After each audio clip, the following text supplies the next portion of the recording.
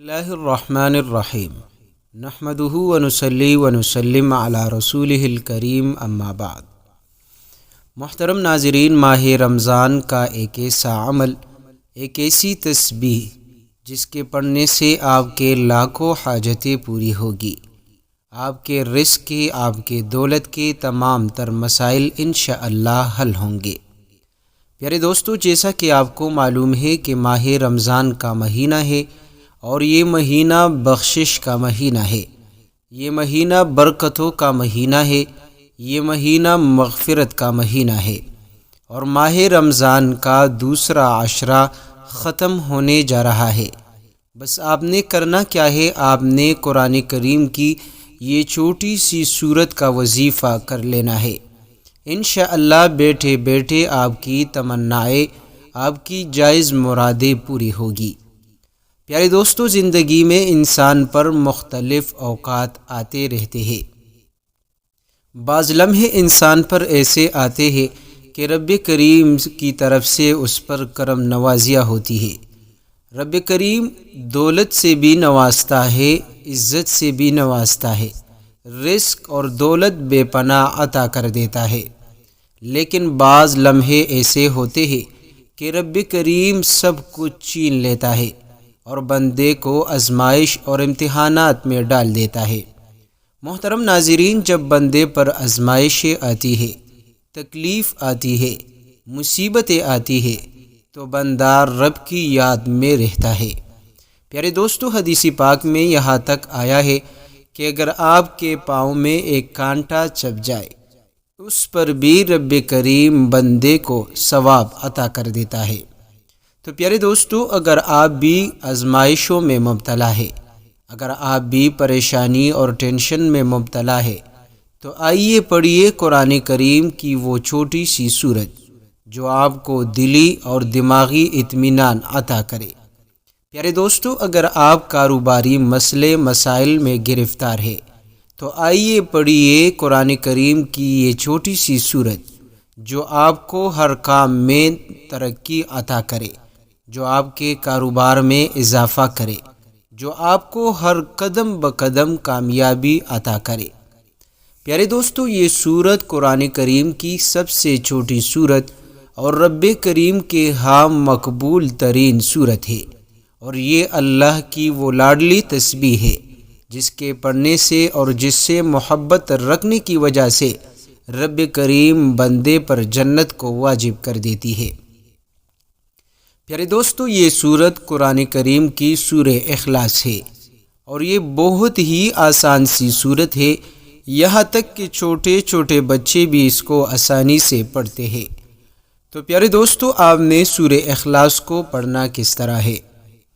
پیارے دوستو، اس کے پڑھنے کے آپ کو بزرگان دین کے مختلف طریقے یاد ہوں گے، کیونکہ اولیاء کرام اس کے پڑھنے کے مختلف طریقے بتاتے ہیں۔ بعض اولیاء کرام اس کے پڑھنے کے 200 مرتبہ پڑھنے کو کہتا ہے، جس کے برکات اور فضائل بے شمار ہے۔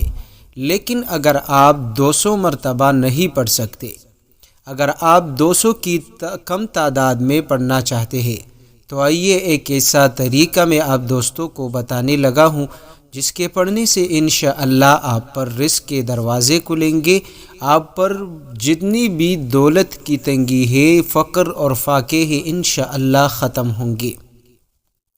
پیارے دوستو، طریقہ کار یہ ہے کہ آپ نے افطاری کے وقت، افطاری سے چند منٹ پہلے باوضو ہو کر آپ دوستوں نے سورہ اخلاص کی تلاوت کرنی ہے۔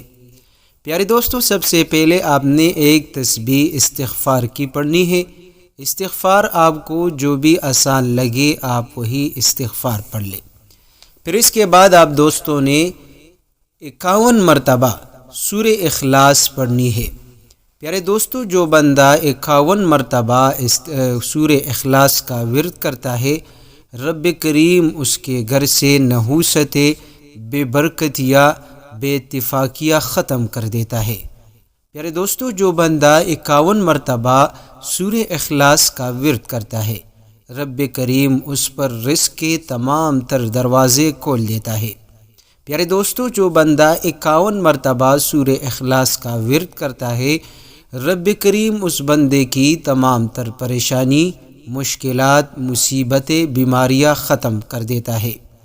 پیارے دوستو، اگر آپ چاہتے ہیں کہ آپ کے گھر میں بے پناہ رزق ہو، آپ کے پاس بے پناہ دولت ہو، آپ کو جتنی دولت چاہیے رب کریم آپ کو وہ عطا کرے، تو پڑھیے سورہ اخلاص 51 مرتبہ۔